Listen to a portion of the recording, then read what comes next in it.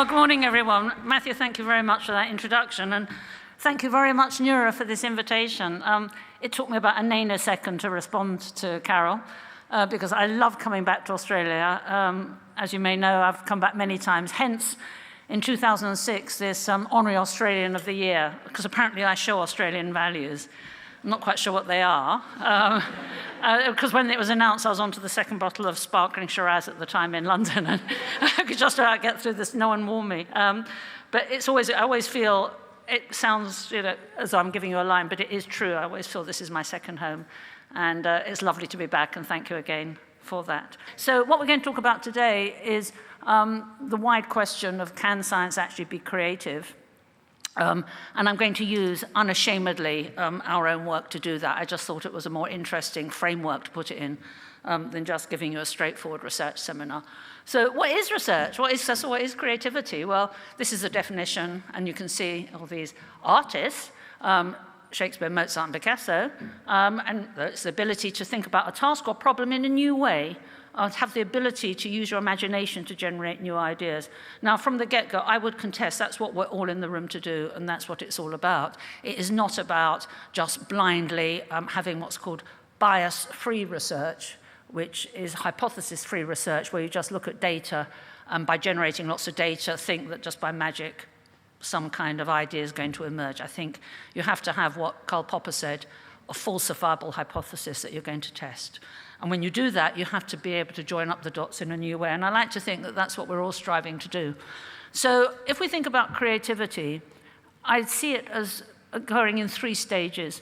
First of all, you have to challenge dogma. You have to challenge what's there. So this is an example of one of my postdocs' little girl when she was 4. She was asked to paint a sheep, just in case you didn't recognize it as a sheep. She was asked to paint a sheep. Now, that is challenging dogma, yeah? How many sheep have purple heads and no feet, yeah? And survive in the world, yeah? So she's challenged dogma about what a sheep is, but you wouldn't see that hanging, I don't think, in an art gallery. I don't think anyone would really, apart from the mum and dad, I don't think they'd see this as any great work of art. So you need more. So that's step A. The next thing you need is, I think, unusual elements, bringing together unusual things that haven't previously been paired. An example of that is, as some of you may be aware, with schizophrenia and word salads, where what they want to say is something like, sometimes they're saying, sometimes it feels and smells like someone has screwed a quarter-pound hamburger into my head and arms and legs, and if you can't read it. And if you shine the headlight inside, it will drill you. Now, of course, that's jargon, but what they wanted to say was something like, sometimes it feels like someone has a hamburger. So you can see that what they tried to say, there's too many associations, and they're unusual associations, so it comes out as jargon. There was someone like R.D. Laing, most famously a psychiatrist some time back, who saw this as poetry and great insights from schizophrenia. Perhaps some of you work on that and would have thoughts. But I think on the whole, this is not poetry. This is not what we would, and I don't think it's up there with T.S. Eliot and the rest. I think that clearly you need something else as well as unusual associations. So the third and most important feature, I think, is that those new associations have to mean something. So the quarter-pound hamburger screwed into your head doesn't really mean anything, doesn't have any relevance. But if we go back to the sheep, this is Damien Hirst's sheep. You can see, whether you like it or not, this is regarded as a work of art. It's a pickled sheep. And it does perhaps raise thoughts of mortality and animation and so on.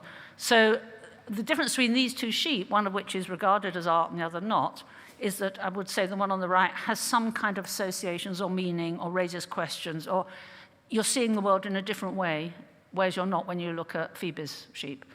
So if one accepts those three steps, we can now go to science and think, well, what we have to do is they have to have a meaning, and most important of all, that generates an idea, and that is the most exciting thing, to have new ideas. If you sat next to someone at a dinner party and they say, I'm going to tell you ideas, wouldn't that be exciting? Or someone said, mostly they say, I'm going to tell you some facts, So ideas are the exciting thing.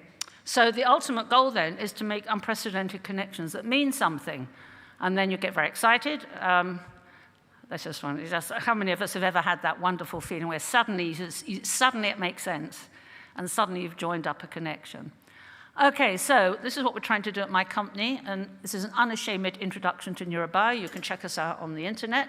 We were founded just over 10 years ago. We're based just outside of Oxford, about 6 miles outside, in what is now inappropriately called the Culham campus. It is not a university. I'm calling it the Culham Science Centre, which was its original name. We have 20 patents that cover 16 different assets. Here we are.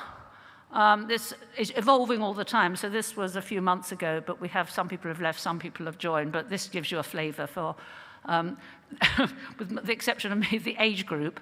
When we were doing a test once, everyone was under 45 and binned accordingly into 20s, 25, 20, and there was one outlier, 45 plus, which was me. It was the N of 1, very politely saying 45 plus. Yeah. This is Culham. There we are, they have the troops at work in the labs.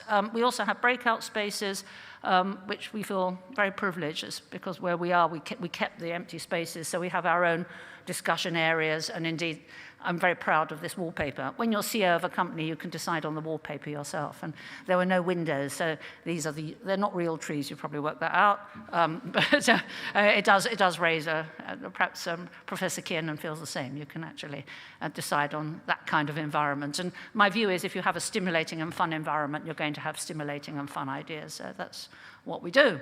Now, our core target, like for many of you here, is dementia, which is a growing problem. We don't have to dwell too much on these facts. They've probably updated, sadly, now even worse than they were. And what we're going to do about it? Well, let's use the criteria of the different creative steps I've just outlined. So one, we want to challenge dogma. Now, the old one used to be the cholinergic hypothesis that posited that it was a problem with acetylcholine-containing neurons that selectively degenerated.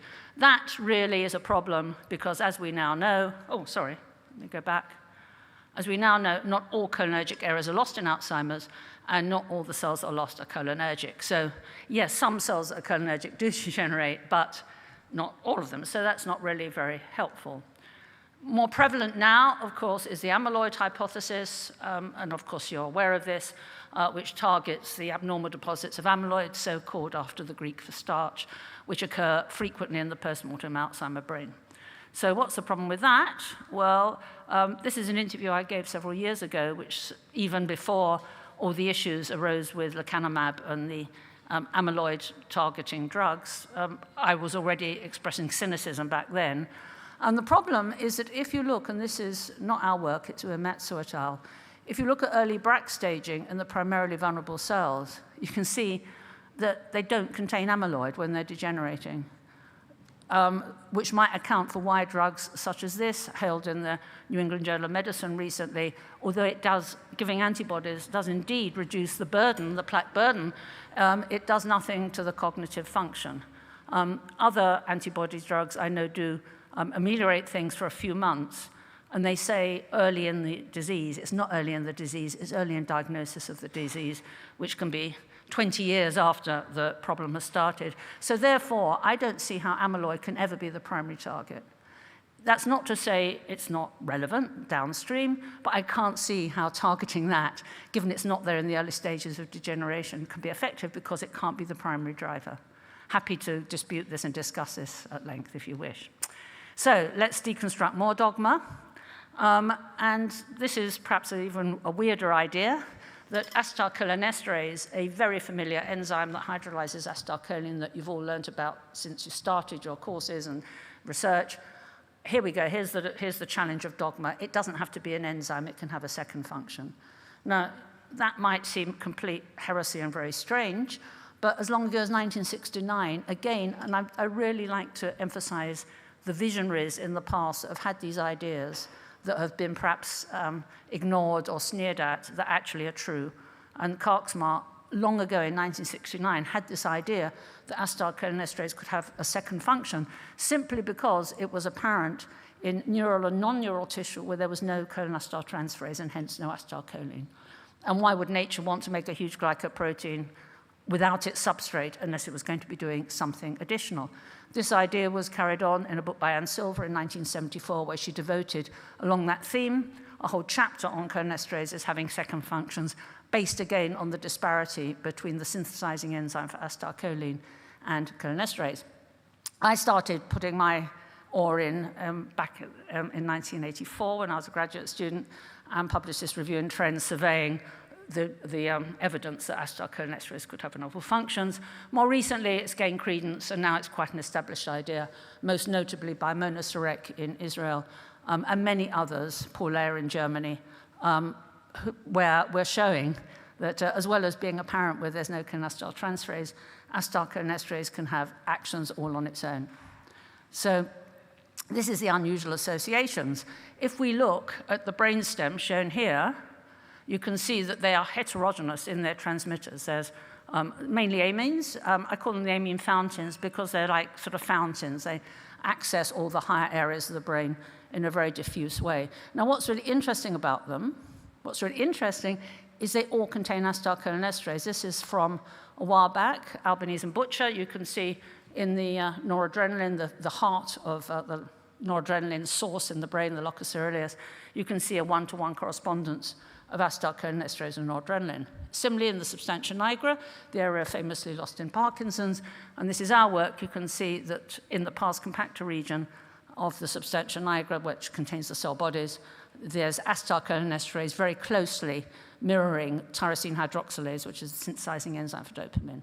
So my then step that I worked on in New York with Rodolfo Linas was to show not only was it present, but it could be released. So this is living guinea pig brain slices where we devised a light-emitting reaction shown in the middle, like two cat's eyes for acetylcholinesterase, and that corresponded to the HRP staining that had been retrogradely transported from an ipsilateral striatal injection to the nigra, showing it was the nigra. And you can see there when we gave, well, you can't see it there, but I can tell you when we gave potassium, there was an enhancement and it was calcium dependent. So bizarrely, this cholinesterase was acting like a signaling molecule. It was potassium evoked, calcium dependent. And why would it want to do that when it normally is stuck on the membrane to hydrolyze acetylcholine? So the mystery thickens. If we look at these unusual associations, then look at, again, at this hub of cells where the cholinesterase is present. It turns out that these are the primarily vulnerable in Alzheimer's, not the hippocampus, not the cortex, but more the midbrain and brainstem nuclei. And this, again, we'll turn to a prophet, was pointed out initially by someone called Martin Rosser back in 1981 in a review in The Lancet, where he gave evidence, as you can see, putting the two main neurodegenerative disorders together, that they were indeed primarily instigated in this hub of cells, which he called the isodendritic core. Isos equal dendrite, because you may be aware they have very large arborizations and the dendrites all intermingle and release substances on their own. So they are very primitive cells. As you'll be aware, these cell groups underlie arousal, sleep-wake cycles. So they're very, very basic cells. And he pointed out that these were the most vulnerable, or the primarily vulnerable, in Alzheimer's. So they're the primarily vulnerable cells. This was carried on. And then further, again, more recently, a review by Theophilus gives a very good account of how I think it's hard to discount that these are the first cells to go. Okay, so could there be a link between cholinesterase being there, having an unusual function, and these being primarily vulnerable? Let's put those two things together. So if we look at the primarily vulnerable cells, even as early as 4 weeks, and this is from a really insightful review by someone called Nancy Wolf, you can see that as early as 4 weeks gestation, the cells divide into the basal plate and the alar plate, and those primarily vulnerable cells are originating from the basal plate in the fetus. Now, why is that interesting? Well, it means if these are the primarily vulnerable cells, and they are differentiating at such an early stage, perhaps they have very special properties that actually make them more vulnerable than the other cells in the brain. And when I saw this from, I don't know if you can read this, I can hardly read it as well, but I'd recommend this review. She calls them global systems because they're like fountains as opposed to serial systems. And this is how they're different. But the most exciting thing that's different is they retain their plasticity. They retain a sensitivity to trophic factors that the alar plate-derived cells do not have. So we know these cells are different, that they are more sensitive to developmental agents. They've retained developmental mechanisms, unlike other cells. They're very basic cells, and they all contain acetylcholinesterase in a capacity beyond being an enzyme. and they're primarily vulnerable in Alzheimer's. Now, can we make a story out of that? Can we now, these unusual associations, think what it might be? Well, again, an unusual association is between acetylcholinesterase and amyloid precursor protein. When I first noticed this, I should point out my chemistry is very, very modest. I thought perhaps they're the same molecule. After all, perhaps people have missed a trick, and they're so similar. And of course, everyone laughed at me. But because at the time, I was benefiting from being in Oxford, where you have college lunch with colleagues, and the other medical tutor there at my college, Lincoln, was a biochemist and a pathologist. And he said, well, actually, I'll do a sequence homology search. And this is what he found, that there was indeed a 14-mer sequence that aligned with a very close, well, about a 50% homology between acetylcholinesterase and amyloid precursor protein. And that, for us, was very exciting. And I remember him saying, you've got to get over here. So all the people that had laughed at me when I said, could they be the same molecule, stopped laughing. And we all got very excited about this 14-mer peptide that might, we thought, be the active agent that was responsible for these non-cholinergic actions of cholinesterase. So we know that T14 in the developing brain, because we then synthesized it, actually does promote growth. So these are Western blots in rat brain, starting with the embryo E through to postnatal, and clearly you can see there's a very strong increase in development that then tails off, and that corresponds postnatally. This is another study where we actually quantified it, and that corresponds in turn to optical imaging we have for looking at the behavior, the activity of large, what we call assemblies of cells, and you can see there is a correlation. So clearly, in the developing rodent brain, the T14 is promoting cell growth, and as the animal's maturing, that is tailing off. What about the human? Well, again, this is, you can see, even in the healthy adult, there is a clear age dependency that's tailing off into older age. These are healthy people. Well, not healthy, they're dead, obviously, but you know, they were once healthy, yeah. But they're not Alzheimer's, so I should point out. Yeah, I don't think, yeah. Now, what's really interesting is if you look at the provenance of brain cells, you may be familiar, and this is an unusual, and again, a really interesting association between the epidermis. Epidermal cells, keratinocytes, have the same provenance as brain cells, the ectoderm. And I was in Hong Kong a few years ago visiting a lab, and they were working on skin cells. And I said, that's odd. What you're showing with the cholinesterase is very similar to what we see in the brain. And they looked at me, and they said, well, of course, that's a part of your body that's in constant development. Skin cells are in constant development. And now we're finding increasing link between skin conditions like psoriasis, some of you may be aware of this, and neurodegeneration. And similarly, we know the skin has amyloid and tau, and that changes with Alzheimer's. So this led me to contact, I've been working a little bit as a consultant with Unilever, who, of course, are interested in human skin. And we published a paper in Aging last year. So this is the epidermis of the humans. And I don't know if you're familiar with this kind of thing, but it looks like the waves on the ocean. The brown blots are T14 positive keratinocytes.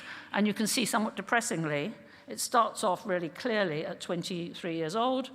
By 37, if there's anyone here the wrong side of 50, you can see, you can join me in our misery. You can see what's happened to the T14 in the cells. Yeah? It's declined. That also is, this is the plot where there's just the N of 1 in the team as a pilot. It's also present in living people in the sebum and also in saliva. And again, we just did those in the lab, and that's why there's only an N of 1 in the plus 46 group, plus 45 group. So you can see this T14 does indeed seem to be an agent that is driving cell growth, that is there both in the rodent and the human, that is sensitive to aging. Okay, so let's look at the unusual associations more. What does it actually do? Well, we know that if you apply it in small amounts, it's a jackal. You can see here, these are tissue cultures, and you can see the neurites, which are much greater in the presence of the peptide, in the presence of T14. But if you increase the dose, you can see it kills the cells. So it's a sort of spectrum, trophic toxic spectrum. That can also occur with application of duration. So if you do, so let me just go back. If you do a 1-hour application, it's promoting the outgrowth, but if you keep it on, you can see it's toxic. A word which I say to the team as well, look there how sometimes if you give something you see nothing, be sensitive that you might be in the middle of a range that's a spectrum. Yeah, so if we'd just given that middle dose, we would have thought it had no effect. So if something has no effect, always explore the fact, if it's sort of promoting calcium entry, explore the fact that you might have just enough that's not enough to promote growth and not enough to kill it, but you're in the middle of that transition. Now, what's really exciting, and this is not our work, it's Emmer and Schramm published this, that calcium can change with age, calcium tolerance. So what they found was that in vitro, by a factor of 3, the tolerance to calcium changed even within a week, because in older, more mature cells, if calcium goes in, and that's, of course, the driver for cell growth, then what will happen in the developing brain, it will promote neurite growth and so on, but it's not mobilized in the same way in a mature brain. So what happens is it's taken up into the mitochondria, where it compromises oxidative phosphorylation, you get a leakage of electrons, formation of free radicals, and death ensues. So you can see here that age could be a factor. You might see where this is headed, bearing in mind we've just identified as the primarily vulnerable cells, the ones that have retained a developmental mechanism. Okay, so T14 appears to be toxic, and it's upstream of traditional markers. When we apply it in tissue culture, you can see it promotes amyloid and tau. And then in the ex vivo, in brain slices, what we can do is, again, incubate one half with control solution and the other half with the peptide. And you can see in the treated side, there is an increase in amyloid and tau. And moreover, in the 5-FAD animal model, I'm sure you're familiar with that. That's the 5 times familiar Alzheimer's disease model that overexpresses amyloid. In the transgene-negative animals, there is very little T14, I would say none, compared to in the model itself, where you can see T14 immunoreactive plaques forming, suggesting that is a hallmark of toxicity in the Alzheimer brain. So, could we now use this to develop a novel animal model? Well, you can see here, in collaboration with the University of Nottingham and a CRO called Evotec, when we did that, the control peptide is T15, that had no effect, but our peptide caused cell death, and at the same time promoted both amyloid beta and tau. So what we're doing now, and we want to do, is to keep it for longer, treat for longer, say 14 weeks, and then see if that does indeed induce memory deficits in an animal model. So what we're suggesting is that neurodegeneration is an aberrant form of development. And you can see here in the rat brain, it goes down. We also know, and this is in the midbrain in collaboration with colleagues at Oxford University, this is not published as yet, the blue are DAPI stains showing the nucleus, the green are T14 deposits, and you can see when stimulation, the T14 is released. There they are, they're the colleagues. And then you can see that it overlaps again the T14 with the dopamine. If you look in the human substantia nigra, and we've done that with Gregory Cole at UCLA, this is human midbrain, you can see that now in the post-mortem Alzheimer brain, compared to the age-matched controls, there is almost a doubling of T14. So it's reflecting, even though this is midbrain, this is Alzheimer's, it's reflecting it. And if you look at the immunohistochemistry, you can see at Braak stage 2, this is the substantia nigra, traditionally, of course, associated with Parkinson's. But I hope you can see the cells are partially filled with T14. And if you go to Braak stage 5, then the cell number declines, but the intensity increases such that there's an overall increase in T14, reflecting the Braak staging in an area traditionally associated with Parkinson's. But as you'll be aware, there is often a co-pathology with the two, and I would argue the same mechanism is at work. It just depends in what area. Okay, so we're going on to having a meaning. So let's put this together. So these are the primarily vulnerable cells, the isodendritic core cells. Normally, they have low levels of T14. Everything is just fine. I'm going to go to here so I can read it. So remember, they're selectively vulnerable to growth, but everything is ticking over, and there's no amyloid. I repeat, there's no amyloid there. Now what happens, if there's an insult to these cells, and that could be anything. It could be a blow to the head, it could be local ischemia, it could be toxins, it could be an inability, as happens in older people, to not have the mechanisms, the scavenging mechanisms to combat free radical damage, anything like that. If that occurs in these cells, unlike other cells in the brain, they have the ability, unlike other cells in the brain, to try and retaliate, to compensate, to try and grow again. And they will do that, we suggest, by mobilizing T14. Now, the issue is these cells have a high degree of redundancy, as you may know from Parkinson's, where a large number have to degenerate before you get motor symptoms. So this, we won't know this. It could be happening in my brain right now. We won't know this is happening because these cells are not linked to sophisticated higher functions. These are linked to sleep-wake cycles, arousal levels, the high degree of redundancy. So things can tick over for 10, 20 years, and I think this could explain the time lag that has bedeviled Alzheimer's research of why there is a 10 to 20-year time lag between the onset of degeneration and the appearance of cognitive impairment. It's because the primary cells affected are not related directly to cognitive functions, but more to basic ones, and with a high degree of redundancy, you're not aware of it. But nonetheless, time goes on, and what happens is the T14 that is released to compensate actually kills more cells, as we've seen, because it's a mature brain. So more T14 is released, and more. So you get, that's what we call neurodegeneration. You get this feed forward, which is not a biological thing. Normally we have feedback. We now have an inappropriately activated feed-forward mechanism. That carries on, and eventually it will spread. Eventually you'll have transsynaptic degeneration spreading to the hippocampus and cortex. You'll have amyloid appearing. You'll have memory problems. You'll go to the doctor. And all that will have happened. And in my own view, that is closing the door after the horse has bolted. And therefore, what we need to focus on is that 10 to 20 years, these amyloid-free window of Braak stages 1 and 2, to try and get an effective treatment. So that's what we're trying to do. So we have a meaning. So let's go back to this idea. T14 is driving cell growth and renewal. It's an inappropriately activated, and in the skin, but it can be inappropriately activated, leading to neurodegeneration. That is also a definition of cancer. I'll touch on that in a minute, and indeed to hyperproliferative skin disorders, which will focus on neurodegeneration. So what we want is some kind of readout, as Bill Gates has suggested, that the problem is underway before you have any symptoms. So we would disagree with him here. We said we want it not before they get too bad, but before they even appear.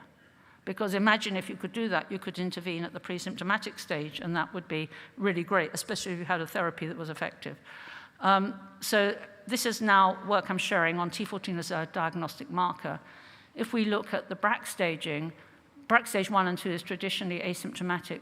We showed last year in postmortem brain, there's a clear increase in T14, and it's clearly reflecting the stages of degeneration in the human brain postmortem. Now, what we'd like to do, obviously, is reproduce that in living tissue, in living people, ideally in a painless way, because that could then be a pre-symptomatic indicator if that was possible. So we've joined with the hospital in Barcelona, the clinic hospital, who've very kindly given us living CSF from different groups of people, and this is some early work initially we did showing controls, mild cognitively impaired and Alzheimer's, and you can see there is a trend there, although with a big variation. There's a trend in the T14 that seems to reflect in living lumbar CSF what is occurring in the brain. Now, those of you who work with humans, I'd love to discuss this later. Of course, there's other factors such as diet and existing medication, lifestyle, let alone age and gender. So ideally, I'd like to benchmark it against another marker. And the one that we found helpful is to benchmark it against tau, which again is showing that same trend. And when we do that, we can see a very clear correlation between T14 and tau in lumbar CSF in the control group with an R value of 0.7, which is great and it's significant. The surprise came when we looked at MCI and Alzheimer's, where that had disappeared completely. So that suggests that something is happening pathologically. My own suggestion is, because we know the T14 is going up, there is additional source of pathologically produced T14 that is destroying that one-to-one relationship that we're finding in the controls with tau and T14. More of that mechanism later, if you wish. But in any event, if you've already been diagnosed with mild cognitive impairment, is it that helpful to have that? What we're really interested in, as we've seen, is a pre-symptomatic test. We're interested in the control group. And we've looked more closely at the 22 control patients. And what is interesting to note is if one goes back to these features again, a feature, not an exclusive one, of indicating very early on that Alzheimer's might appear in the future are mood and sleep disorders. And that would fit because, as I've mentioned, these cell groups are responsible primarily for arousal levels and sleep-wake cycles. Now, of course, I'm sure we've all had mood and sleep disorders. You might just be depressed, it might be external factors, there might be some biochemical imbalance that's nothing to do with neurodegeneration. So I want to stress, this is not a definitive test for Alzheimer's, but it is an indication that it might be that some of the cells are starting to die. Now, if you do that, if you look at the mood, so this, of course, is reminding you of the amine fountains, the chemicals, the global fountains that Nancy Wolfe pointed out. If we look at that, we had 10 that had a history of mood disorders and 12 that didn't. And when we looked at tau in the CSF, that wasn't very helpful. It was the same, as you might expect. These are, after all, controls. But there was a difference with T14. And especially when we benchmarked it to tau, that was significantly different. And when we did a ROC curve, well, not me, I don't know how to do ROC curves, but when my colleagues did a ROC curve, it was significant. The area under the curve was 0.82, which is, according to the internet, that's good. That shows that you're looking at something. So we're not suggesting this is an immediate test, but we're starting to be able to differentiate within control people something that could send someone to the doctors, because if you need, as we do for Alzheimer's, a pre-symptomatic screen, you can't be a healthy person and just go to the doctor. We need something that you can do at home that's painless and cheap, and then that sends you to the doctor for a much more precise evaluation. So this, I'm suggesting, wouldn't be a diagnosis. It would be some kind of screen, very binary, crude, non-quantitative screen that would indicate to you that the primarily vulnerable cells were not functioning as they should be. So obviously, we don't want lumbar punctures. You can't do a lumbar puncture at home. But it turns out that nasal secretions are a rich source of CSF, and that 50% of nasal secretions are derived from CSF, according to this paper. Now, as soon as you talk about nasal secretions, I gather this crunch you talk about RAT tests. We call them lateral flow tests, but I'll call them RAT tests to show my cultural adaptation. And we know that T14 is detectable in blood. You've seen it in saliva and sebum, and these are the team's nasal secretions. Again, just a pilot, very unquantifiable. But any of these matrices would lead to a possible RAT test as a possible early stage screen. So what would happen is step A would be a rapid screen that is not a diagnosis. It's not a diagnosis. It's something you could buy at the pharmacy. It would be cheap. You'd do it like you did for COVID. It'd be low cost, and it would call it something like a mood test or a brain test or something. And if it said go rather than no go, these are our regulatory partners, by the way, then you'd go to the doctor with all the wraparound care that you get with the healthcare, and he or she would do a saliva test. Now, what we're doing, we're also working now with the Rosalind Franklin Institute, who have developing, using mass spectrometry, a saliva test. So you'd have to send it off for a few days, and then you'd get a definitive diagnosis. And that would then tell you if you had indeed Alzheimer's, even though you had no cognitive symptoms. And you'd start on medication, existing medication as it is. I'd like to say our medication, which I think is showing some promise, which I'm about to come on to now. So this is intercepting T14. If you're convinced T14 is indeed the evil molecule in maturity, obviously, you're aware that the way classically you stop a signaling molecule working is blocking its targeting of its receptor, and that's what we're trying to do. Using a nasal spray or nasal drops, we're still talking to formulation companies on that. So we need to identify the target, obviously, because we know T14 enhances calcium influx. And if you block, this is very old work, if you block NMDA receptors with GAP5, you can see there's still a persistence, so we're thinking about nicotinic receptors. And then this was the definitive work for us, was transfected oocytes that only had alpha-7 in them. And you can see there, the longer line is the application of the peptide, and that is having no effect at all. It's only in conjunction with the shorter line, which was the primary ligand, which incidentally can be choline as opposed to acetylcholine. And you can see there's an enhancement of the influx of the calcium, which is not there with butyrylcholinesterase peptide, and it wasn't there with alpha-4 beta-2 transfections. So we were confident it was selective for the alpha-7. And then when we looked in human brain, you can see that there's a very strong correlation with alpha-7 and T14, with a very large N of 71. There was a really clear correlation. So it started to look like the alpha-7, which is a very popular calcium ionophore. It's the most powerful calcium ionophore in the brain, that was indeed the target to go for, the receptor to go for. We then collaborated with Nadine Kabani at George Mason University and gave her some of our agents. Incidentally, if anyone here wants to collaborate with us, we are very open. In fact, we welcome collaborations where we will give you the peptide and the antibody, and we can discuss that perhaps one-on-ones. The more we can do that, the better, because this is such a new idea that more external validation we can get, the more stronger we feel. And this was one such. But if anyone is interested in having any of our agents, then talk to me. So here you can see that the T30 enhanced you can see the lamellipodia, they're bigger, and the sparkly blobs of the alpha-7 receptor. So you can see that it's enhanced the receptor. And again, that happened when we worked with glial cells in culture, and again, when we did our favorite technique of slicing down the middle of a living brain, you can see it enhanced it in coronal sections there. And when we injected it in vivo, you can see, again, compared to the control peptide, it was enhancing the receptor. So it's increasing its own target, which could account for its snowball effect as well. And then more recently, and we published this just now, you can overexpress alpha-7 receptors, or you can mess them up with mutations. And when you do that, you can change the sensitivity of the peptide. The overexpressing cells are more sensitive, the mutations are less sensitive. Very obligingly, the alpha-7 receptor is absent in certain areas, such as the striatum, which have its own fair share of nicotinic receptors, but very obliging of nature. It's almost as if they wanted us to do this experiment. It doesn't have alpha-7, whereas the substantia nigra does. And then if you apply locally, using optical imaging, without going into detail, just look at the histogram, you can see that the controls compared to the treated, the black compared to the gray, there's no change whatsoever, even though this area has nicotinic receptors. But in the nigra, which has alpha-7, you can see there's a clear change in the efficacy, the effectiveness of the peptide. So it's starting to look pretty conclusive, and we've just published this as a paper, that T14 works, dare I say, exclusively at the alpha-7. We've seen it in Neuroscience.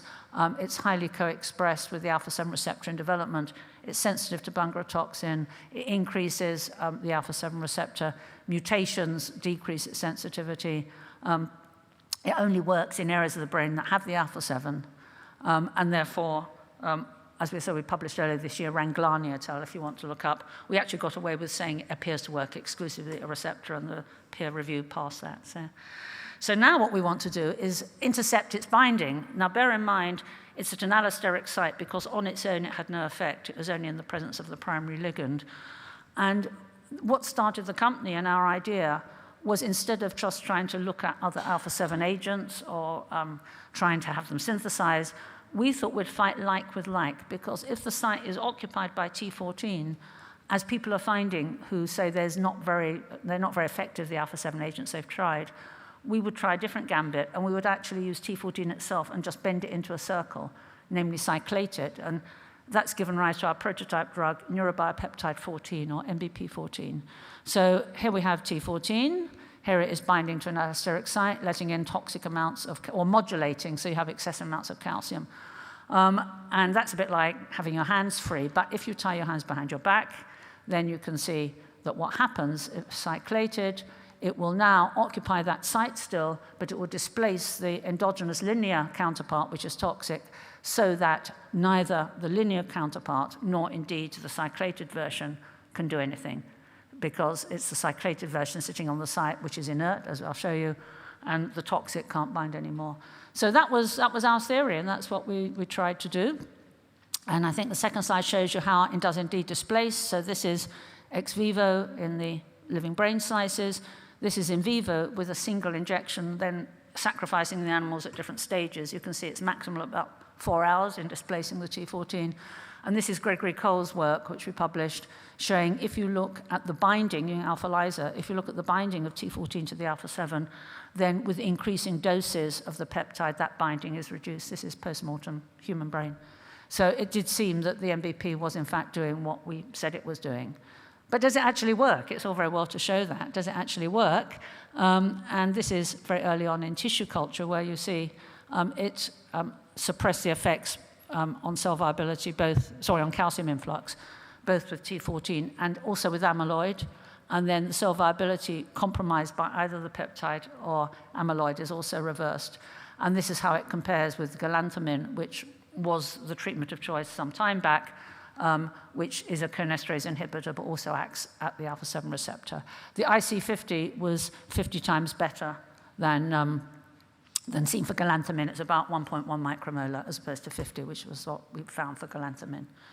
So the effects then, does it work? Well, this was done by Evotec, a CRO, during the COVID time, working with the 5-FAD mice, which I know are not authentic animal models because they don't produce tau, but that was the gold standard. That's all there was available before we produce our one, we hope, but this is what people have used. And there was every reason why this experiment shouldn't have worked, because we had no idea of what protocol to use, what dose to use, what route to use, what test to use, what times. But it was a wet finger to the wind, and in consultation with Evotec, what we decided we'd give it twice a week for 14 weeks, intranasally, and look at something called the novel object recognition test. And this is what we found. So first of all, there was a bit of weight gain in the animals. So in the vehicle controls, these are 5-FAD animals. You can see the blue is deviating from the red. As time goes on, it's deviating more and more. In the novel object recognition, where a rodent will spend more time exploring an object if it's novel. Hence, if you look at exploration time, what it tells you is where the animal sees this as a novel object or remembers that it's seen it before, it's familiar. And in wild-type animals, the red, which are the novel objects, they're exploring much more than the blue objects because they remember they've seen them before. Sadly, the vehicle controls in the 5-FAD model is lamentable. They can't distinguish whatsoever. Their exploration time is equal. They're treating the novel object as familiar. Sorry, the familiar object as novel. But in our animals, comparable entirely to that middle group that were given intranasal MBP, you can see that they are performing at the level of the wild-type animals, and they are highly significant in discriminating novel from familiar. When you then look downstream at amyloid, so you see I'm not rubbishing amyloid, we use it, we just say it's a downstream marker. You can see the gold blobs of the amyloid, and there's far fewer in the MBP-treated animals. So this got us very excited, as you can imagine, we're now trying to take this forward for phase 1 trials. So this was us announcing everything some time ago. And we made the cover, sadly, not of any great jump, but of Sci News, because unlike, I think, other approaches, we were able to document every step of the way of how it was working, either with our own work or with a reference from the literature. And that was put on the front page. And that, I think, gives it a cred. As you can see, they've said major scientific breakthrough. And then what was really great was the NeuRA, which in the UK is the equivalent of the FDA. They officially recognize this approach as novel. So we have what's called a passport of innovation, which is great. So if we compare it with the amyloid drugs, you can see really if it works in humans the same way as it works in mice, and I know that's a big if, then clearly it will be much better treatment. Not least because it could work, but also it could be given in a home environment, and there'd be far fewer side effects because we're positing it acts exclusively at one receptor. Here's what we're trying to do. Here's the problem again. Mild cognitive impairment only occurs some 10 to 20 years after the onset of the degeneration. So what we're suggesting is having a 2-stage strategy, an early screen, a rat test, accompanied by a saliva test for precise quantification at the GP. And if the net result of that was that those primarily vulnerable cells, the isointrinsic core cells, were indeed underway, then you'd give our drug, NBP14, and given, we're hoping that if it performs in the way it does in mice and it stops any more, it prevents the memory problems, and it's given at that stage, then you'd never get the memory problems. And that is our model, which would work. It doesn't have anything, it's not complicated stem cells, it's not anything fancy technology. It would be something that one could roll out, I think, widespread. You'd have a home test, a saliva test, and then a nasal spray, which I think would be a possible way forward for treatment. And if you could not have the symptoms, that would be, you take drugs, you'll take medication the rest of your life, but it would be an effective treatment. So that's why I have a meaning. So let's now go back, T14s. Let's just briefly touch on the other applications to cancer. We published with an oncologist in 2017 that in 3 types of cancer cells, leukemia, myeloma, and breast cancer, the metastatic cells, which were strongly migratory, the level of migration was reduced to that of the non-metastatic equivalents in incubation with MBP. With a company called Genopat, we're working with colorectal cancer, and this is in xenograft mice, where you can see the tumor has reduced substantially again with systemic, this time, IP application of MBP14, and with the Olivia Newton-John Centre in Melbourne, you may be familiar. This is early work that needs repeating. It successfully reduced metastases to the lung when one had breast cancer implants in the mice. So that's just on the edge of what we do. Then if we just quickly look at skin, you remember the problem with the degeneration. So this we published with Unilever. You saw that just now, but what I didn't show you, and I think this is relevant to Australia, in the older group that was sun-exposed, you can see the T14 has declined even further, suggesting that it's reflecting not just age, but aging. And of course, Unilever are very interested in that because of either monitoring it or dealing with it. And this is something we published a while ago, which is my own view, that there is a link between all these systems, that the endocrine system, the immune system, and the central nervous system must be interfaced, otherwise you'd have biological anarchy. And it might be that T14 is not necessarily the trilingual messenger, but it could be a trilingual messenger. So I call this paracholinergic transmission, which could be the primary ligand to the alpha-7 could be from dietary choline. The alpha-7 seems to be everywhere, neural and non-neural tissue, as is cholinesterase, from which T14 would be derived, and that would interface these three systems. And I think that this system, the T14 system, could be an even more evolutionary, older, more basic system promoting cell growth and renewal in a large number of contexts that predates the sophisticated and tight synaptic transmission that you see with acetylcholine. In supporting that is the link to mTOR, target of rapamycin, which is an intracellular pathway that has been implicated not just in Alzheimer's but in cancer. And you can see here, and again at George Mason University, as you can see, they found that the peptide enhances the mTOR pathway, and that's blocked by rapamycin. We ourselves have published similar in PC12 cells, again incubating one side, that we can enhance mTOR1, not mTOR2. And that's interesting because rapamycin acts on both. This is selected for one. And again, when we look at correlations in the human brain, you can see there is there's a correlation between mTOR and T14, suggesting that's how it works at the alpha-7 receptor. So that has wider applications because rapamycin has been regarded and explored for a variety of indications. But the problem is because it compromises cell viability, you get anemia and diabetes. But our drug, that's rapamycin, but MBP doesn't compromise cell viability because it only works on the mTOR1 pathway. So it could have wider applications for that. So if we wind that up to aging, it seems that in aging, there's a declining level of T14 in normal aging. However, if it's activated inappropriately, you could have a variety of problems, whether it's eczema, psoriasis, or cancer, or indeed Alzheimer's. And in an ideal world, one would want to get the balance between the two so that you end up wrinkle-free but also don't have cancer or Alzheimer's. That, I think, is going to be a hard call, and I'd be happy just combating the high T14, high T14 for doing this. So these are our assets, fellowship are our agents. So our core assets are on Alzheimer's, the diagnostic and the therapeutic, and we now have a pipeline of drugs, smaller molecules derived from MBP14, but also we're interested in targeting an alternative splice mechanism that seems to be occurring. That's the animal model. They're our colleagues. And then the cancer application, the skin treatments.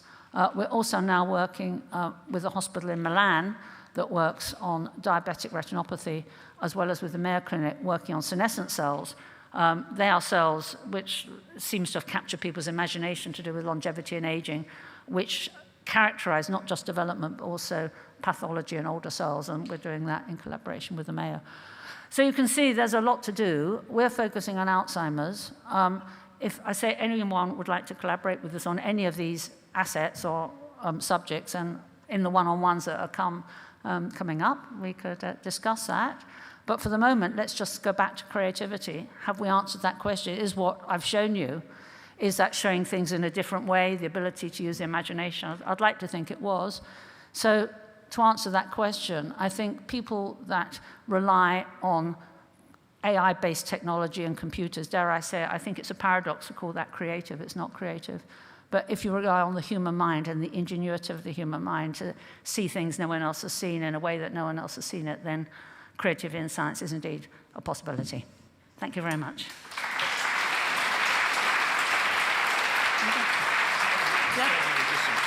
Is that enough time? Perfect. Perfect time, yeah. Thank you.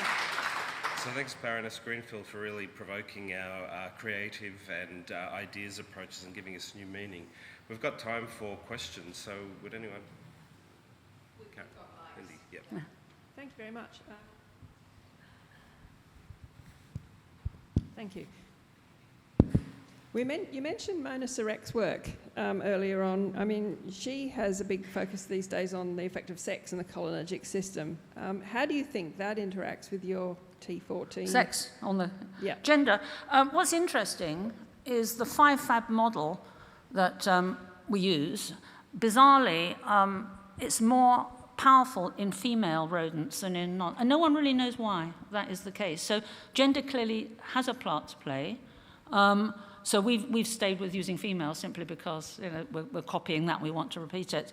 There clearly is a difference for rodents. I don't know how that would translate to humans. I think there's so many other factors in humans. But this lady, Mona Surek, who's based at the Hebrew University in Israel, whom obviously you know, is a good friend of mine, she's worked on a variant, a cholinesterase variant, that appears in development and that appears again in pathology. This variant doesn't have the exon from which T14 is derived, so we've ignored it until recently, but we find that it correlates very strongly with that variant, and that's why we think that it's kind of unzipped and that we're now looking at an alternative splice mechanism that later on in pathology will increase the production of T14. So Mona's work, I would much rather focus on the read-through, the variant that she's working on, as opposed to the gender difference. And I think when we get to clinical trials, hopefully, then we can see if that is a factor. But it clearly is a factor. Whether it be a factor for us in clinical trials, who knows?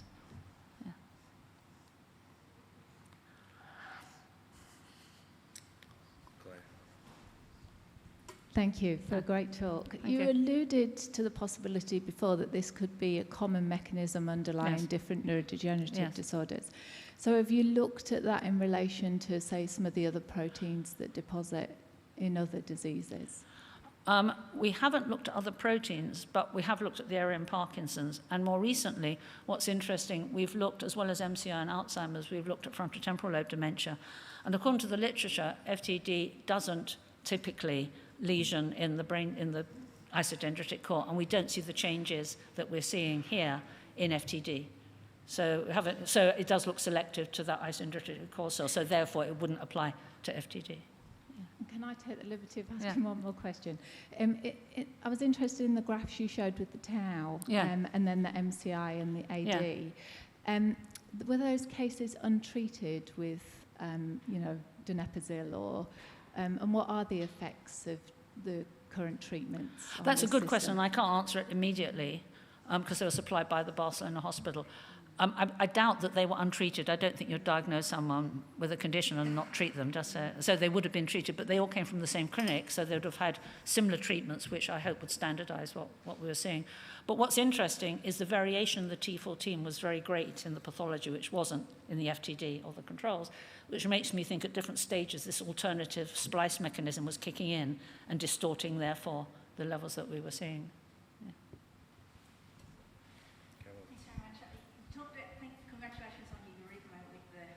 With the sort of synergies between acetylcholine. Yeah. Mm-hmm. Have you looked at acetylcholine is supposed to go the imbalance in Parkinson's disease as well, in Alzheimer's disease, and talked about how it was expressed in substantia nigra. Mm-hmm. Have you looked at the relationship of and possibility of 14, yeah. Totally, yes. This absolutely would apply to that. What's interesting is the early work on cholinesterase. I used to work on the nigra primarily, and in fact, I discovered that was the origin of cholinesterase in CSF. And the reason we suspected it was doing something outside of cholinergic transmission is there's very little cholinesterase or acetylcholine in the nigra. Yeah, so that was the hot spot we were looking at. We know we get a copathology with the two. We know that it's going down in Alzheimer's in the nigra, and I would be really surprised if it wasn't changing in Parkinson's. If anyone here is working on Parkinson's and would like to work with us, then I'd be delighted to, because we can only do so much. We're only a little company with limited resources, sadly. So that's why I'd love to collaborate with people in work that might complement what we're doing. Yeah.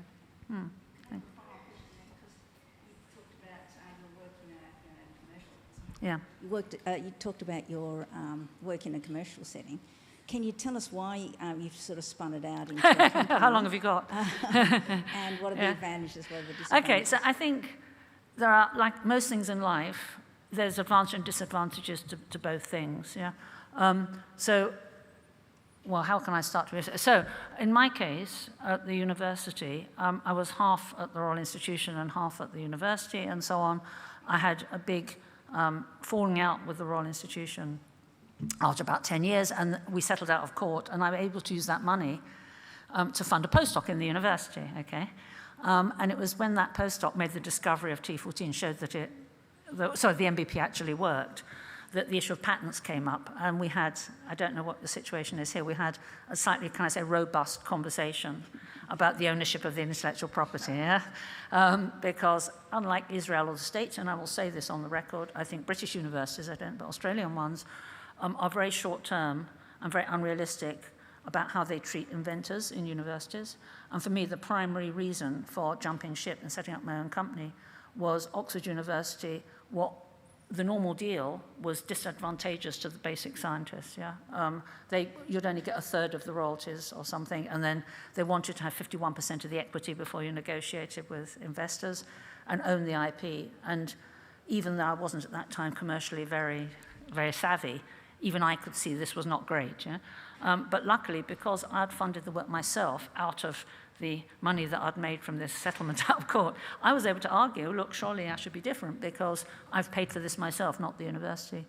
So I won that. And so therefore, that was in my case why, long story, but you did ask, why I bailed out. And since then, yes, of course there are advantages and disadvantages. The disadvantage is you have to do everything yourself. You have to have half the team has to be management. You know, you have to have someone, you have to have an accountant, you have to have your own HR, you have to have your own ordering system and so on. Everything has to be self-sufficient. So of the 18 people at NeuRA, half are different management levels. Yeah?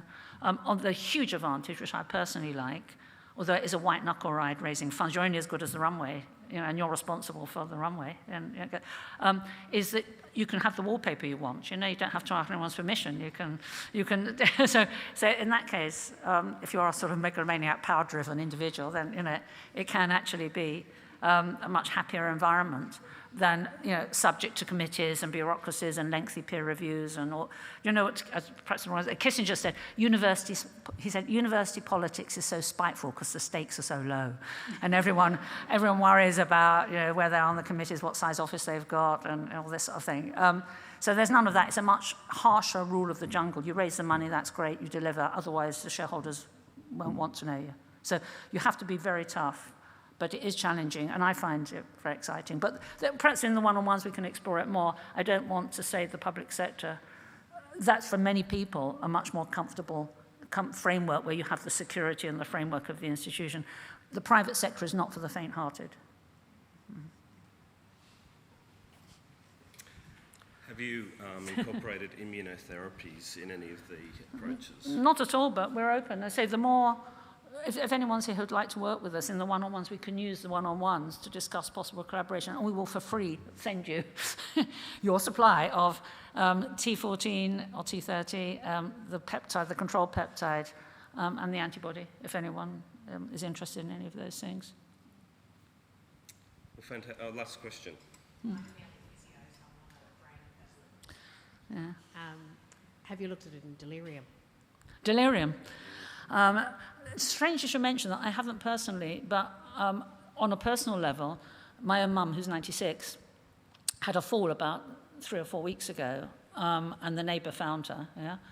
And she thought my brother was her boyfriend, and she was taken to hospital. She didn't know what the hospital, Graham said, my brother said, it's a hospital, do you know where you are, Mum? Do you know what a hospital is? No. Yeah.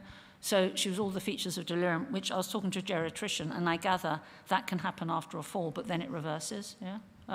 But we haven't looked at that situation, no. But I now know what it's like and what it is on a personal level. Well, we might call it a day there, and just thank you again for a wonderful presentation and your availability over the next few days for the one-on-ones and planning future collaborations. And if anyone wants to talk, obviously Carol will send it to you. if you want to, because I'm aware this is 50 years work, 50 years of my life, just funneled into just 40 minutes or whatever. So that's a year a minute, pretty much. So I can see that, it would be a bit tight for it. So, okay, thank you. Thank you.